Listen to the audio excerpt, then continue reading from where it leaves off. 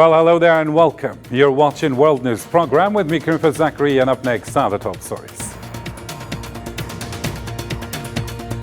Dozens of martyrs and missing in a new Zionist massacre in Beit Lahia, and the occupation intensifies its crimes in Jabalia and tightens the siege.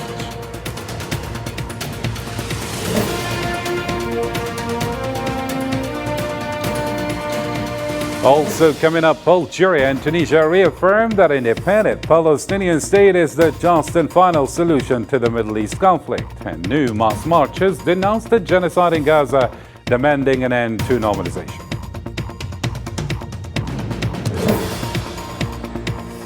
Zionist bombings hit 50 villages in southern Lebanon, killing 30 in one day. The Lebanese army reports 3 soldiers martyred, while Hezbollah claims 25 operations against Zionist targets.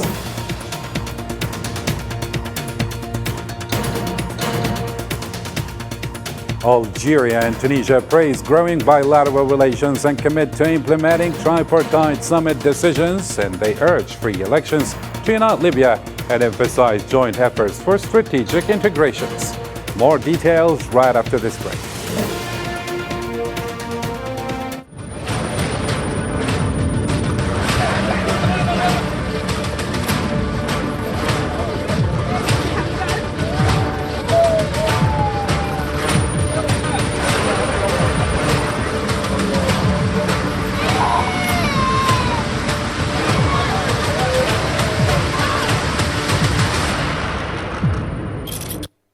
Welcome back to the details. First off in our file, on Sunday night, 87 Palestinians were killed and 40 others injured in a brutal attack by occupation aircraft, which bombed a residential block in Beit Lahia, northern Gaza.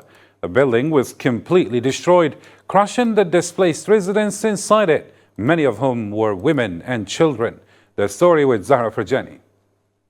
The northern part of Gaza is being wiped out. Palestinians go to bed amidst massacres and wake up to face yet another one. The only constant is the unbroken cycle of death, while the only thing that changes is the number of casualties.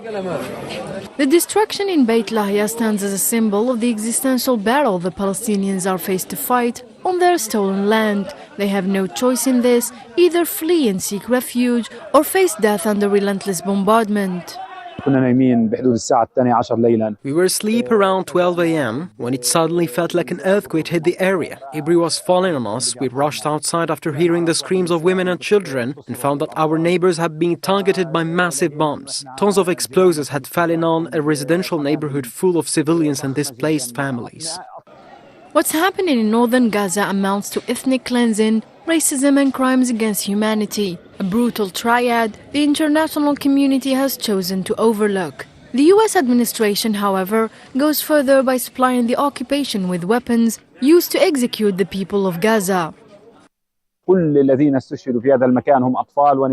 those who were martyred here are children, women and displaced people who fled from other areas due to heavy strikes, seeking shelter in what they believe to be a safer place. They fled high-risk zones only to be struck here. More than 40 people have been martyred and many are still trapped under the rubble.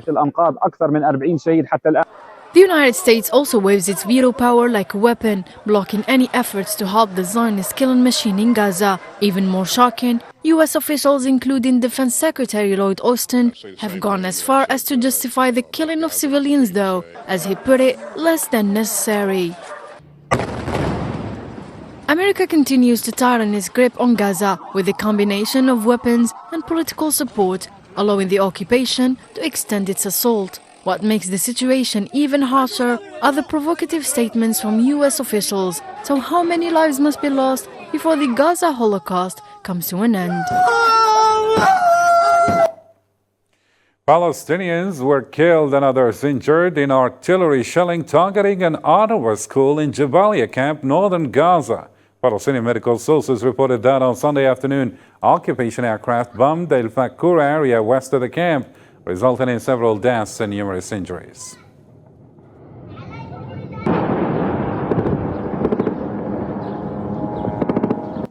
And speaking of UNRWA, the organization has announced that over 20,000 Palestinians have been displaced from Jabalia in northern Gaza. Despite this, thousands of residents in the camp remain steadfast against the ongoing campaign of extermination by the occupation forces. Salma Nasib reports now. Jabalia is living through a nightmare. Its people are trapped between brutal airstrikes and the slow death of hunger and displacement. For those who stay, martyrdom seems certain. For those who flee, it's just a matter of time. The Zionist forces are relentless, waging a systematic campaign to erase Jabalia, a camp that has stood as a symbol of resistance for years. Ashraf al-Jamil, a refugee now in Gaza City, remembers the fear gripping his family when Zionist troops surrounded their neighborhood in Jabalia, ordering them to evacuate. For 3 days, they lived on canned food, too terrified to light a fire. Then came the order: men were separated from women and children and interrogated. From around 7 p.m., the quadcopter came in and started shooting at the street, at the doors, windows and everywhere. It even shot at the adjacent streets. There was no way anyone could leave their homes. Around 4:10, we were shocked to see tanks right on our doorstep, surrounding the entire street and the houses on it. On the third day, around 6 p.m., the Israeli forces called us by our names. I don't know how they got our names, but they called us down. The army approached us at a gunpoint, with tanks and quadcopters hovering over us. They separated the men over 15 on the side and women and children on the other side. And then the families were forced out. Ashraf, his wife, their children, and his 80 years old mother-in-law found refuge with a friend in Gaza. The attack happened exactly at midnight. It hit our neighbor's house. The young people rushed out to help the wounded, but they couldn't find any martyrs. They were all buried under the rubble, invisible. The next morning, we were told to evacuate because they were going to strike the houses around us. We left, some walking, some running, some barefoot. The strikes in the camp were everywhere. We arrived here, young and old, scared and exhausted, and we still are. Jabalia, once a busy refugee camp and symbol of resilience, now lies in ruins. Its people besieged, its shelters surrounded by tanks from neighboring Beit al-Hanun and Beit Lahia. Yet, despite the massacres, hunger and constant bombardment, its people are still holding on, refusing to give up their land. The Palestinian Ministry of Foreign Affairs stated on Sunday that the occupation forces are imposing certain death on northern Gaza residents, forcing them to flee amid bombardments or face mass killings. The ministry described the genocide occurring in northern Gaza as glaring and visible to the entire world, criticizing the international community's failure to halt this extermination campaign. They urged a global awakening for an immediate ceasefire and the implementation of the General Assembly resolution regarding the International Court of Justice's advisory opinion.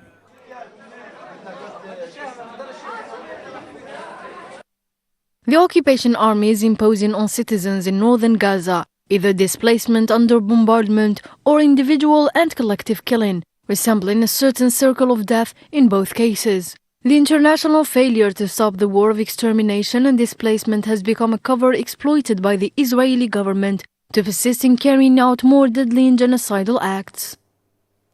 As per the resistance reaction, Hamas condemned the occupation's military plan as a complete genocide and a criminal operation of forced displacement. In a statement on Sunday, the movement highlighted the international community's silence regarding these actions amounts to complicity in the crime. They called for urgent global action to stop the ongoing massacres against Palestinians in northern Gaza.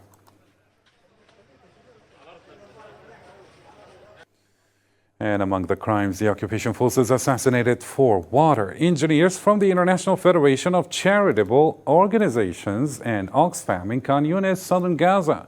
Western media reported that the engineers were killed in a raid targeting their vehicle despite prior coordination with the occupation authorities.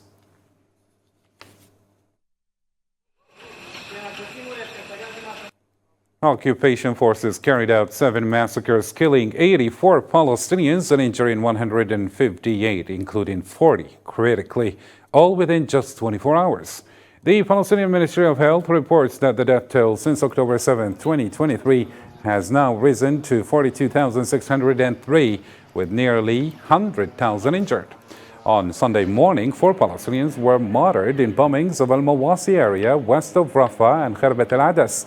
A drone strike targeted a group in Al-Mawasi, killing 2, while 2 others were killed in Kharbat al-Adas. In addition, civil defense teams recovered 8 bodies from Zionist buildings in the Al-Barouk area of Deir al-Balah. A drone targeted a vegetable stand, killing 6, and 2 more were killed in a strike on a vehicle. The bodies were then transferred to Al-Aqsa Martyrs Hospital.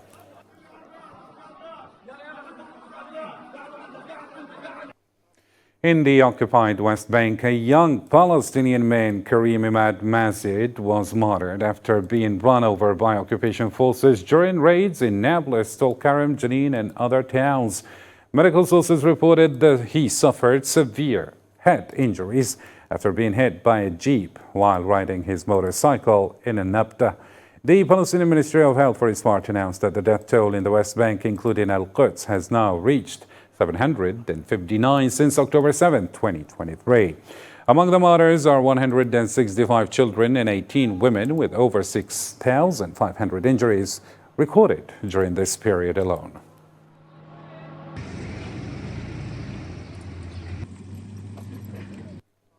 Over the past 2 days, Zionist occupation forces arrested at least 30 Palestinians in various West Bank governorates, including former prisoners. A joint statement from the Commission of Prisoners and Freed Prisoners Affairs and the Palestinian Prisoners Club, released on Sunday, reported that these arrests took place in Al-Khalil, Nablus, Ramallah, Jenin, Ariha, Al-Quds, and Salfet. The operations were marked by widespread raids, abuse, and threats against both detainees and their families.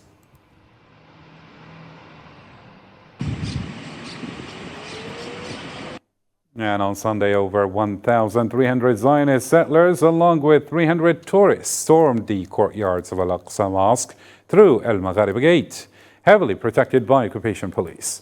The occupied Al-Quds governorate reported that these groups conducted provocative tours and performed Talmudic rituals in front of the Dome of the Rock prayer hall.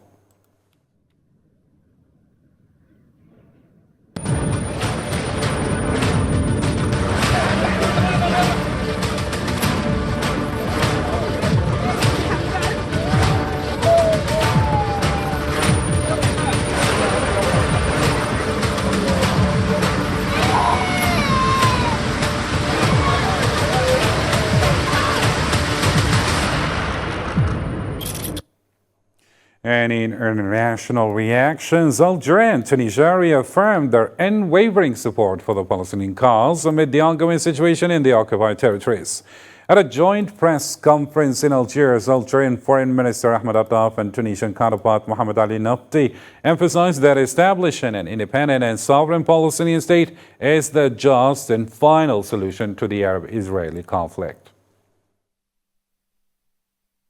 The situation in the occupied Palestinian territories and in other neighboring countries, particularly in Lebanon, cannot be absent from such an Algerian-Tunisian meeting. Given the steadfastness of our two countries in supporting the Palestinian cause and upholding the Palestinian people's rights to establish their independent and sovereign state as a just, permanent and final solutions to the Arab-Israeli conflict, and as an indispensable condition for restoring security and stability in the entire region.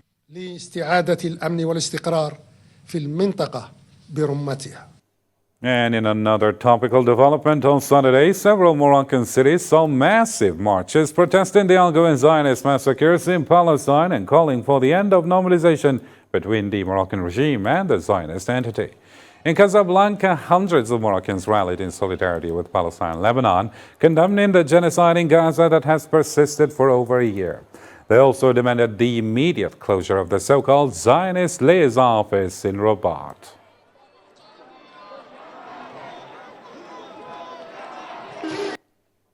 Still in Morocco, the Moroccan Makhzen regime has intensified efforts to expel citizens from their homes and confiscate their property for the benefit of Zionists.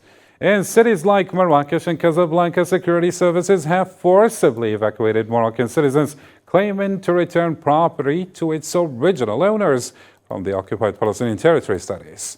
Yasin Rekti has more details now. In Morocco, the Makhzen regime continues to facilitate the expulsion of Moroccans from their homes and properties, clearing the way for Zionists claiming ancestral ties to the land. Since normalization with the Zionist occupation in late 2020, Moroccan courts have been notifying citizens to vacate their properties, making way for Zionist newcomers for the occupied Palestinian territories' so-called original owners. Many Moroccans are being displaced from their homes in several cities like Casablanca, Tangier and Rabat, especially the long-time residents of these areas. They will tell us who is behind all this, behind this project. They come and claim their properties, but we don't know who is really behind it.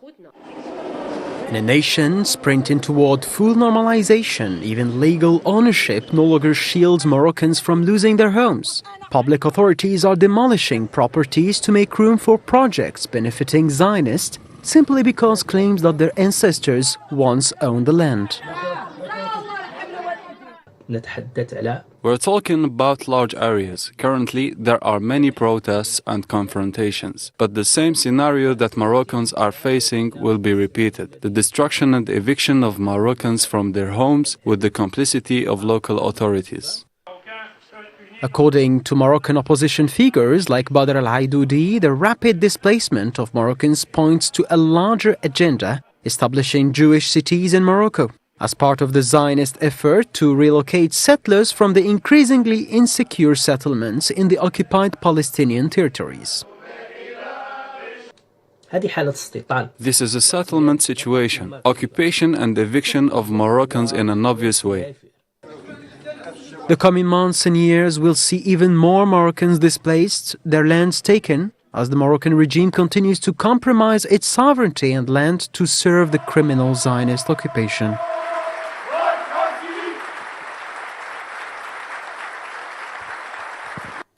Still with public reactions, demonstrators in several European cities this time on Sunday called on the EU and the international community to impose sanctions on the Zionist occupation to stop its aggression against Gaza and Lebanon.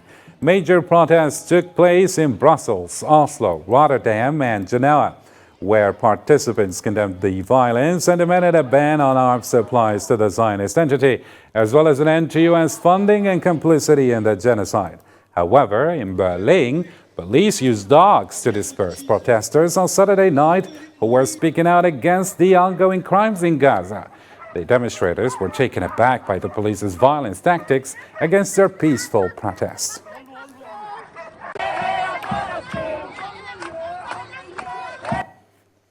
Hundreds of activists took to the streets of Chicago, Illinois, USA from Saturday night into Sunday, demanding an end to all aid to the Zionist occupation. The demonstrators called for an immediate arms embargo to halt the war in Gaza, denouncing the ongoing massacres against Palestinians and criticizing the American silence on the occupation's genocide.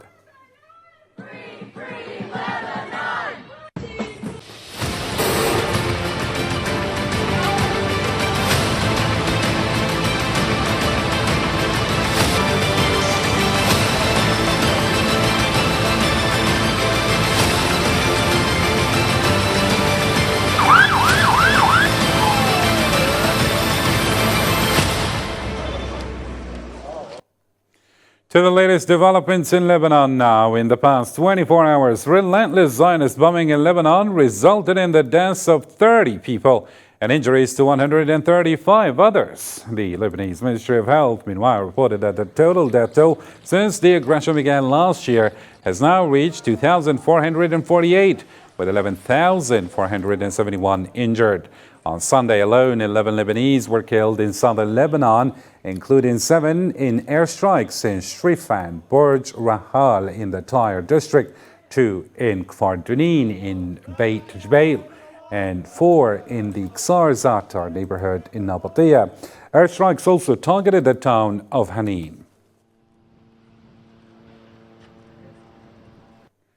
The Lebanese army announced on Sunday that 3 of its soldiers were killed in a Zionist bombardment targeting an army vehicle in the Beit Jbeil district in southern Lebanon.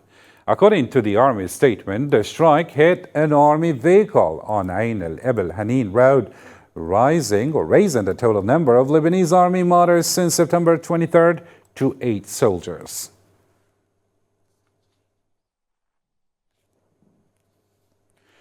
The Zionist entity continues its extensive aggression against Lebanon, conducting raids across various regions in the south and the southern suburbs of Beirut. The Lebanese National News Agency reported that over 50 towns and villages were targeted, leading to casualties in some areas. From Saturday night to Sunday, occupation aircraft executed 7 airstrikes on the city of Nabatea. On Sunday, Zionist forces launched 14 violent and simultaneous raids on the border town of Khiam, targeting multiple areas within just 15 minutes, along with a raid on Tel Marjioun. Meanwhile, sirens sounded on Sunday inside the United Nations Interim Force in Lebanon, UNIFIL Center in the Tyre district. The Lebanese National News Agency reported that the sirens were activated at the 3rd stage, indicating extreme danger at the UNIFIL Center in the town of Marke in the South Governorate.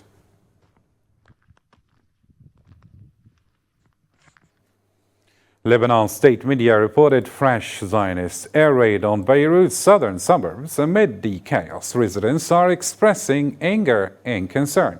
Here's Yassine Rikti again. The situation in Lebanon is deteriorating as Israeli occupation forces continue their offensive across various regions, particularly in the southern parts of the country and the capital Beirut. The relentless airstrikes have intensified violence, leading to widespread casualties and deepening anger among the Lebanese population. Politically speaking, you feel everyone is still afraid of the crisis. Regarding the situation, we don't know where we are going. Several strikes targeted various villages in southern Lebanon where the occupation army killed 11 Lebanese citizens and injured others. The same images of destruction can also be seen in Beirut's southern suburbs, which was also hit by new Zionist strikes on homes in Sarifa and Burj Rahal, killing 3 people. Why did they stop hitting for 3-4 days the southern suburbs of Beirut? Their plan is known. It is the destruction of areas that they consider are nurturing environment for the resistance, and they want to destroy it one by one. In retaliation, Hezbollah launched dozens of rockets into northern occupied Palestine, with sirens blaring in Haifa as projectiles were detected coming from Lebanon. Amid the violence, Lebanese citizens are displaying resilience and anger towards the Zionist offensive. Yesterday they gave an excuse that they hit weapons storage facilities. Did this get filled up in 3-4 days? Of course not. Their plan is to destroy and destroy. We tell them face us in the south face to face with weapons, and they want to hit civilians. Time will tell between us. According to Lebanon's health ministry, approximately 2,400 people were killed, mostly in recent weeks. As the situation remains tense, the urgent need to end the Zionist offensive against Lebanon is crucial.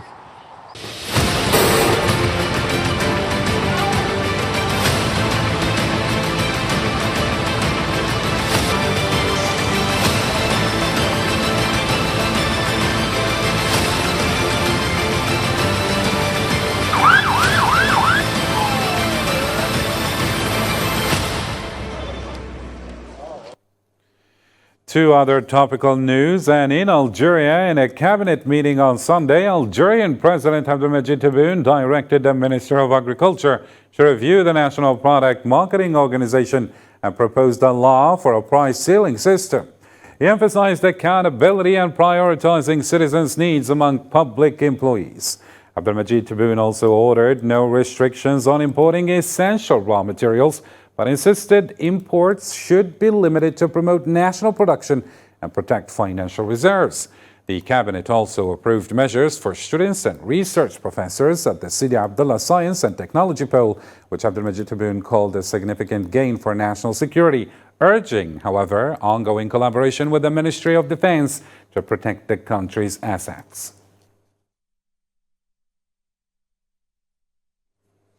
On Sunday, Algerian President Abdelmajid Tebboune met with Tunisian Foreign Minister Mohamed Ali Nafti during his working visit to Algeria.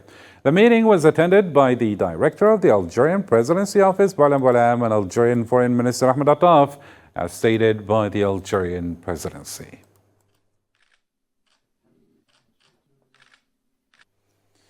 In a related matter, Algerian Foreign Minister Ahmed Attaf praised the growing and unprecedented pace of Algerian-Tunisian relations, highlighting the attention these ties received from the leaders of both countries.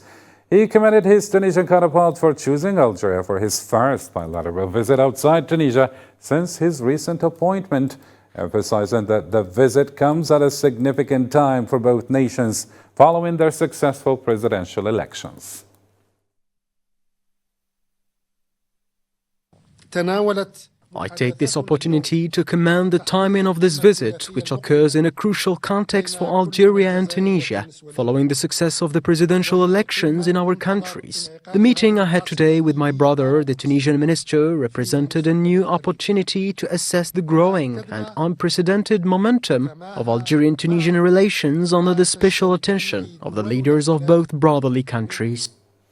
Similarly, Algeria and Tunisia reaffirmed their commitment to implementing the decisions and recommendations from the tripartite summit in Tunis, which aims to establish cooperative projects. During a joint press conference in Algiers, Algerian Foreign Minister Ahmed Attaf noted that the discussions with his Tunisian counterpart Mohamed Ali Nafti focused on preparations for the upcoming tripartite summit between Algeria, Tunisia, and Libya, set to take place in Tripoli soon.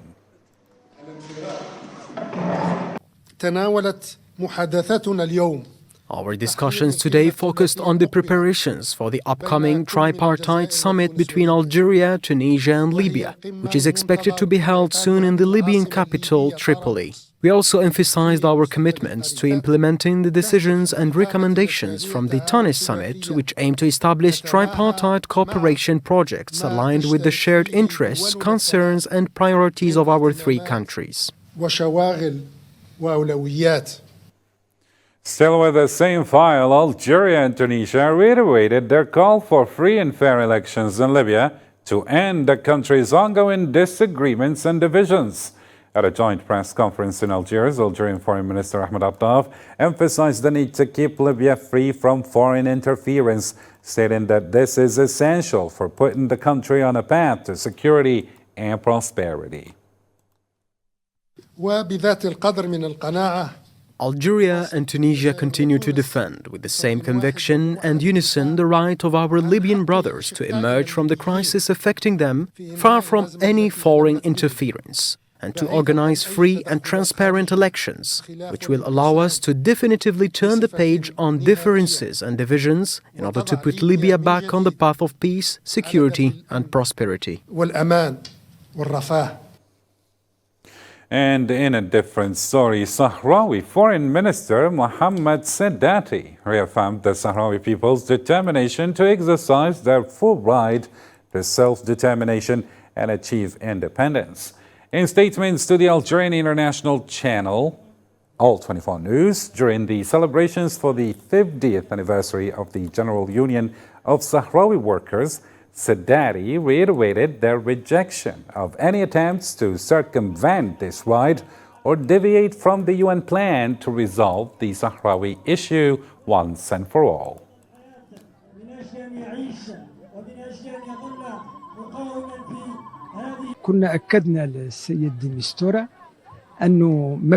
We have already reiterated to de Mistura the principle of self-determination and that this principle remains sacred. We will not be content with moving away or evading the right to self-determination.